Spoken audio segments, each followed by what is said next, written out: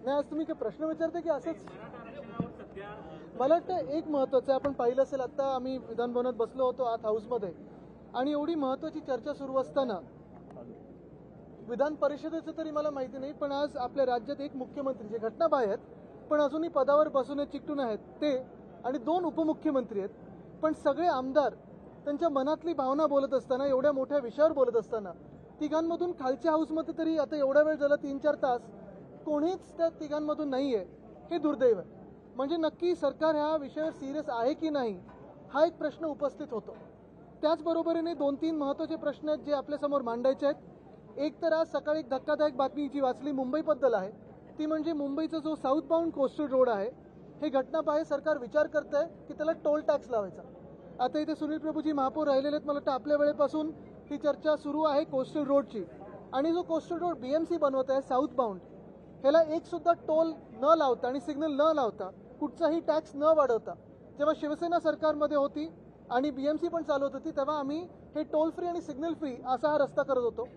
कदाचित त्यांना कुठचं तरी कॉन्ट्रॅक्टर डोळ्यासमोर दिसलं असेल, कारण हल्लीचे जे घटनाबाह्य मुख्यमंत्री आहेत त्यांना ट्रॅक्टर आणि कॉन्ट्रॅक्टरमधला फरकच कळत नाही, आणि म्हणून त्यांना ट्रॅक्टर अशी थोडी गफलत झाली असेल आणि टोल लावायचा हे डोळ्यासमोर ठेवलं असेल.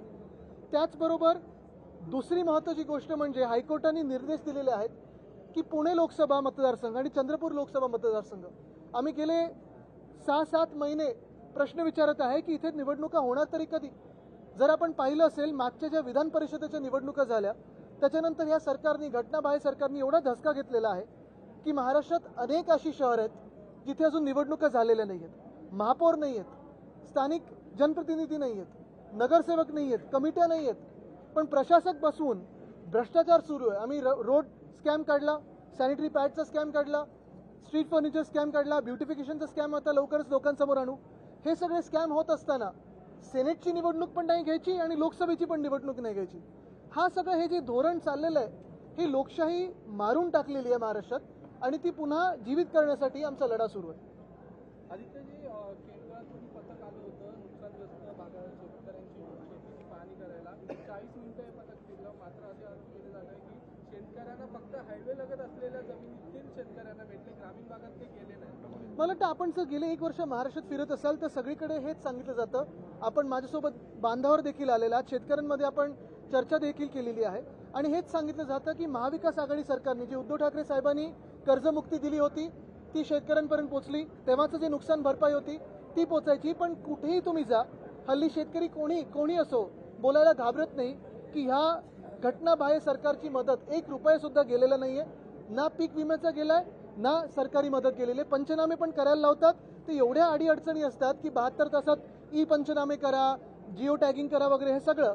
म्हणजे एकतर शेताचं नुकसान झालंय तो त्रास, आणि त्याच्यावर सरकार जे डोकर बसलंय त्याचा त्रास घेऊन शेतकरी आता पुढे चाललेला आहे.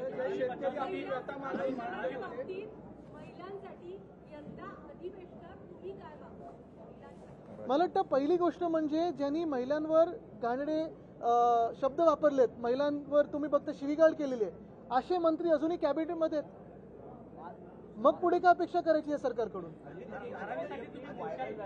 ज्यामध्ये भाजपचे माजी मंत्री राजेश टोपेंना शिवीगाळ करत आहेत आणि एका लोकप्रतिनिधीकडून अशी ऑडिओ क्लिप व्हायरल होणं किंवा अशा शिवीगाळ करणं किती गंभीर?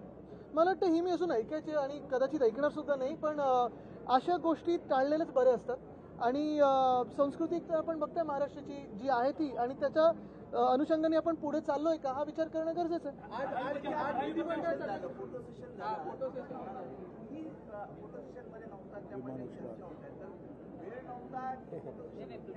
मन नव्हतं, खरं सांगतो मी, मन नव्हतं.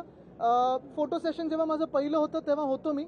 अर्थात आमदार असण्याचं एक वेगळं सौभाग्य असतं, आणि ते मी माझ्या मतदारसंघासाठी, माझ्या महाराष्ट्रासाठी, माझ्या हिंदुस्थानासाठी मी लढत असेल आणि लढत राहीनच.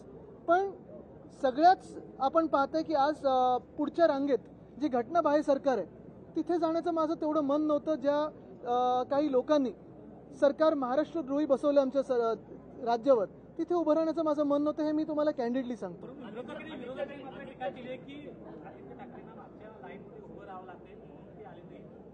मला कुठेही उभं करा. माझा पहिला फोटो पण जो होता जिथे माझे स्वतःचे वडील मुख्यमंत्री होते तेव्हा पण मी शेवटच्याच लाईनमध्ये होतो. लाईनीचं मला काही, कुठेही तुम्ही उभं करा, मला काही त्रास नसतो. पण कोणासोबत उभं राहायचं, माझे बाकीचे सहकारी आहेत जे आमच्यासोबत प्रामाणिक, महाराष्ट्रासोबत प्रामाणिक राहिले, त्यांच्यासोबत मी उभं राहीन. पण ज्यांनी वेदांता फॉक्सकॉन महाराष्ट्रातून पळवला, एअरबस टाटा महाराष्ट्रातून पळवलं, ह्यांच्यासोबत उभं राहणं मला बरं नाही वाटत आणि म्हणून मी आलो नाही.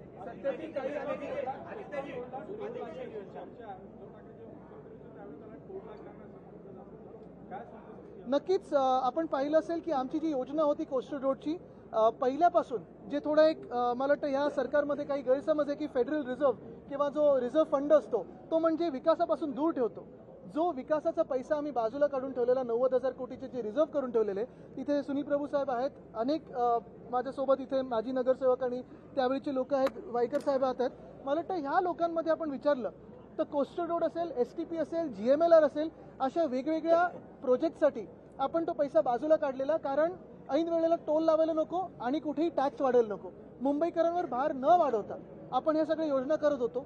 पण आता टोल, आणि मला वाटतं महत्त्वाची गोष्ट हीच आहे की कोस्टल रोडसाठी CRZचं जे देखील आपल्याला त्यावेळी क्लिअरन्स मिळालं होतं, त्याच्यात पण स्पेसिफिकली लिहिलंय की हा टोल फ्री रस्ता असेल.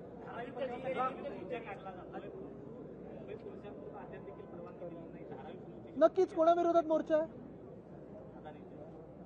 देश चालवते कोण? नागपूर महानगरपालिकेवर वाहन घोटाळ्यासंदर्भात तुमच्याकडे तक्रार आहे. एक मिनिट, इथून इथे येतो. जुन्या पेन्शन योजनेसंदर्भात बैठक झाली, आज संप पुकारण्यात आला होता आणि या बैठकीमध्ये जुन्या पेन्शनधारकांना असं सांगण्यात आलेलं आहे की तुमच्या संदर्भातला जो काही निर्णय तो अर्थसंकल्पीय अधिवेशनात घेतला जाईल. म्हणजे ढकलाढकली चालली आहे. आपण पाहिलं असेल जुन्या पेन्शन योजनेसाठी शिवसेना उद्धव बाळासाहेब ठाकरे या पक्षाने पाठिंबा जाहीर केलेला आहे. उद्धव साहेब स्वतः तिथे जाऊन आले आणि आम्ही देखील सांगितलं की येणारं सरकार हे आपलंच आहे, आमचंच आहे आणि जुनी पेन्शन योजना ही आम्ही जाहीर करणार, सरकार आल्यानंतर लागू करणार. हे सरकार जे आहे घटनाबाह्यांचे फार थोडे दिवस राहिलेले आहेत. आपण पाहाल की हे सगळे बाद होतील आणि सरकार कोसळणार. तरी देखील मी तुम्हाला अजून एक आठवण करून देतो, जसं ही जुने पेन्शन योजनेवाल्यांना यांनी आश्वासन दिलंय, तसं मागच्या वर्षीच्या पहिल्या अधिवेशनात जुलैमध्ये मुंबईमध्ये आमची दहीहंडी मंडळ आहेत, त्यांना पण आश्वासन दिलं होतं की तुम्हाला स्पोर्ट्सचा दर्जा देऊ आणि इन्शुरन्स देऊ, अमुक देऊ, तमुक देऊ. एका सुद्धा मंडळाला अजून काही मिळालं नाही. आश्वासनवर आश्वासन मिळतं पण कधी पुरं होत नाही. आदिती, जे नागपूर महानगरपालिका वाहन घोटाळ्यासंदर्भात तुमच्या शिवसैनिकांनी तुमच्याकडे तक्रार दिलेली आहे, या संदर्भात काय तुम्ही आवाज उठवला? नाही, आता तक्रार थोडी वाचून त्याच्यावर पुढे आम्ही त्यांना एक्सपोज करू. मराठा आरक्षणाचा विषय आहे. मराठा आरक्षण ते अध्यक्ष कसे येतात ना, असं तसं. सत्ताधाऱ्यांकडनं बोललं जातं की येत्या 3 ते 4 दिवसात ऐतिहासिक निर्णय घेतला जाण्याची शक्यता आहे. मात्र आपण पाहिलं असेल अंतिम आठवडा आला तरी देखील अजून चर्चाच झाली. आज आपण देखील या चर्चेमध्ये सहभागी. आम्ही पण त्या क्षणाची वाट पाहतो आणि मुख्य गोष्ट हीच आहे, परत मी सांगेन की आज जी चर्चा सुरू होती 3-4 तास आपण पाहताय, आमच्या हाऊसमध्ये तरी मुख्यमंत्री आणि 2 उपमुख्यमंत्री कुठेही दिसले नाही.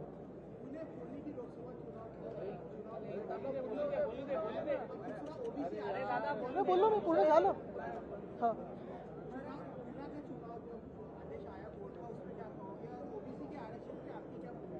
महाराष्ट्र में पिछले साल से अगर आप देखें तो लोकतंत्र पूरा खत्म किया हुआ है. पुणे हो, चंद्रपुर हो, ये दोनों लोकसभा के जो चुनाव क्षेत्र है वहां से रिप्रेजेंटेशन ही नहीं है. कोई आवाज ही अभी तक दिल्ली में गई नहीं है 1 साल में, क्योंकि वहां इलेक्शंस लिए नहीं जा रहे. आज मुझे इस बात की है कि हाईकोर्ट ने, सन्मान्य हाईकोर्ट ने ये कहा है कि चुनाव ले लो, तो भी एंटायरली कॉम्प्रोमाइज, या इलेक्शन कमीशन EC जो हम कहते हैं एंटायरली कॉम्प्रोमाइज, किसी का आदेश हो, किसी का दबाव हो, मुझे पता नहीं, लेकिन चुनाव लेने के लिए तैयार नहीं है. महाराष्ट्र में लोकसभा की चुनाव हो, उपचुनाव हो, विधानसभा के जो गद्दार है उनकी सीट पे चुनाव हो, महानगर पालिका हो, नगर पालिका हो, या फिर मुंबई यूनिवर्सिटी की सेनेट के भी चुनाव लेने के लिए सरकार कतराती है, डरती है, और ये entirely compromise commission, election commission उनको साथ देती है.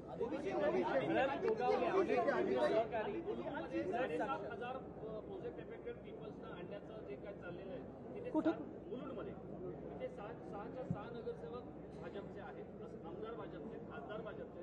असं असताना तिथे प्रोजेक्ट इफेक्टेड पीपल येतात, 7,500 कुटुंब, मुलुंड पूर्वची लोकसंख्या 1,35,000. असं असताना इतक्या मोठ्या प्रमाणात तिथे जे विस्थापन होतंय, कोणीच आवाज उचलत नाहीये. शिवसेनेची भूमिका काय असणार? मला आपण विषय द्या, त्याच्यावर नीट आपण थोडी चर्चा करून तो विषय घेऊ.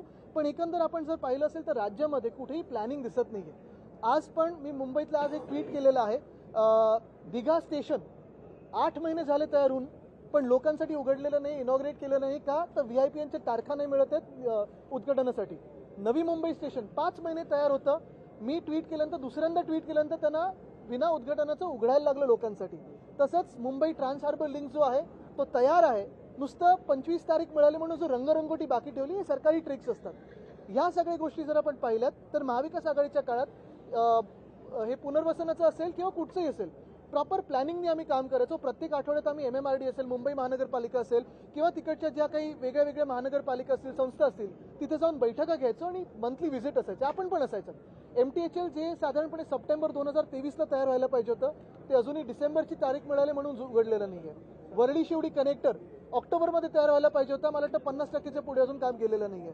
कोस्टल रोड डिसेंबरपर्यंत पूर्ण होणार होता, फेब्रुवारीच्या पुढे गेलेलं आहे. आणि हे सगळं होत असताना एस्केलेशन होत आहे आणि कुठे ना कुठेतरी कॉन्ट्रॅक्टरची मदत होत आहे हे आपल्याला दिसते. सगळं प्लॅनिंग जे चाललेलं आहे ते कॉन्ट्रॅक्टरसाठीच चाललेलं आहे, लोकांसाठी चाललं नाही. उलट सुनावणी सुरू आहे आणि यामध्ये आपले जुने सहकारी भरत गोगवले असं म्हणतात की आम्ही सुरतला गेलो होतो का तर छत्रपती शिवाजी महाराज गेले होते. आता अशा महान व्यक्तींवर काय बोलायचं की स्वतःची तुलना महाराजांबरोबर करतात. स्वतः गद्दार. मला वाटतं हात जोडून नमस्कार अशा लोकांना.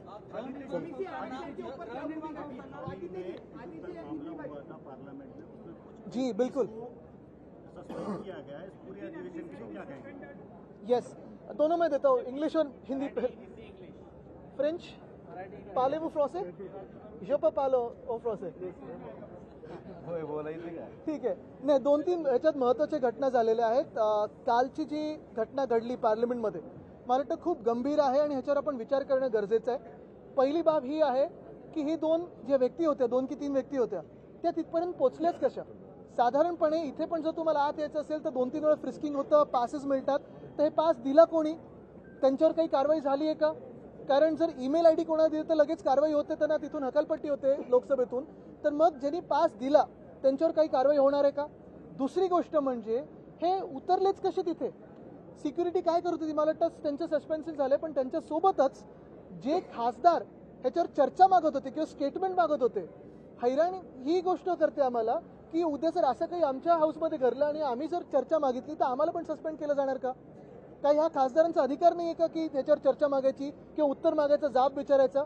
आणि चौथी गोष्ट मला वाटतं ही अजून एक प्रामुख्याने येते की जे काही मी ऐकतोय प्रेसमधून की ह्या 2 व्यक्तींनी का उडी मारली आणि हे आंदोलन केलं, ते जॉब्स नाही आहेत म्हणून. म्हणजे जो स्वतःचा जीव धोक्यात टाकून पार्लमेंटमध्ये उडी मारू शकतो, त्यांना माहिती आहे की पुढे जीवन संपलं. ज्या लोकसभेत त्यांनी उडी मारली, काही होऊ शकत होतं, शूट ॲट साईट होऊ शकत होतं, काही होऊ शकत होतं. अशा व्यक्तींनी जॉबसाठी उडी मारणं म्हणजे देशात किती गंभीर परिस्थिती आहे हा आपण विचार करणं गरजेचं आहे. जी कल एक घटना ऐसी घटी है, अगर आप देखें तो कल 13 दिसंबर है. पार्लियामेंट अटैक्स 2001 में हुए थे. कल उसको 22 साल होके गए और कल ही अगर आप देखे होंगे तो 2 व्यक्ति लोकसभा में कूद के आंदोलन करने गए थे. हैरानी इस बात पे है या 2-3 बातों पे है. पहली तो ये व्यक्ति कैसे वहां पहुंचे, वो कैनिस्टर्स लेके हो या बिना फ्रिस्किंग के हो, कैसे वहां तक पहुंचे, इस पे तो चर्चा होनी चाहिए, विचार विमर्श होना चाहिए. लेकिन इससे भी हैरानी की बात यह है कि जिन MPs ने, जिन सांसदों ने इस बात पे सवाल पूछा, चर्चा मांगी, उनको आज सस्पेंड किया गया. और मैं ये भी सुन रहा हूँ कि एक सांसद उसमें ऐसे भी है जो आज वहाँ प्रेजेंट भी नहीं थे ये चर्चा मांगने के लिए, उनको भी सस्पेंड किया गया.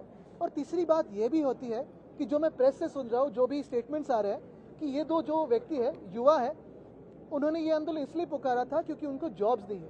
देश की हालत ऐसी हो सकती है ये कोई भी सोच नहीं सकता. गृहनिर्माण संस्थांना मुंबई मध्यवर्ती बँकेमध्ये खाते उघडण्याची सक्ती सरकारकडून करण्यात आलेली आहे.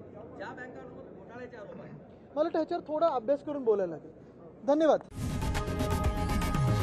लोकशाही मराठी ऐका, पहा, जागरूक रहा.